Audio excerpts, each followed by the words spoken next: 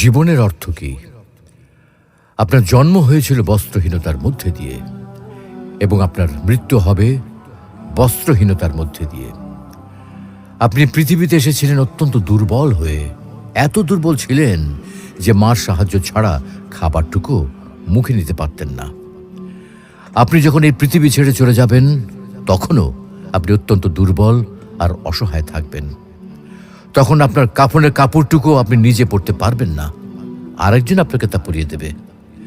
যখন আপনি এই পৃথিবীতে এসেছিলেন তখন আপনার অর্থ সম্পদ কিছুই ছিল না।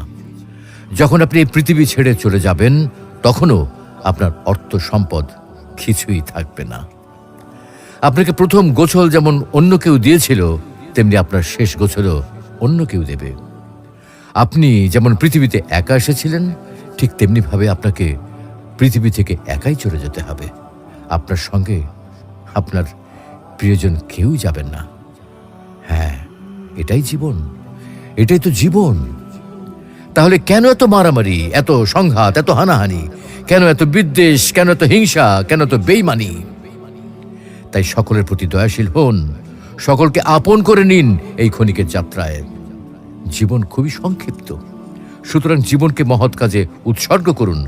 সর্বদাই নিজের ও মানুষের কল্যাণ করুন, অনর্থক কাজ থেকে নিজেকে বিরত রাখুন।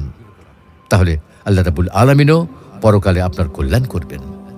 পরিশেষে পবিত্র আল কোরআনুল করিমের এই আয়াতটির অর্থ গভীরভাবে অনুধাবন করুন আর ভাবতে থাকুন, মহান আল্লাহ রাব্বুল আলামিন আপনাকে লক্ষ্য করে কি বলছেন।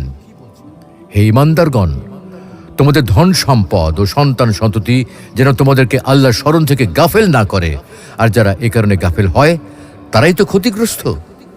আমি তোমাদেরকে যে রিজিক দিয়েছি তা থেকে মৃত্যু আসার পূর্বে ব্যয় করো, অন্যথায় সে বলবে, হে আমার পালনকর্তা, আমাকে আরো কিছুকাল অবকাশ দিলেন না কেন?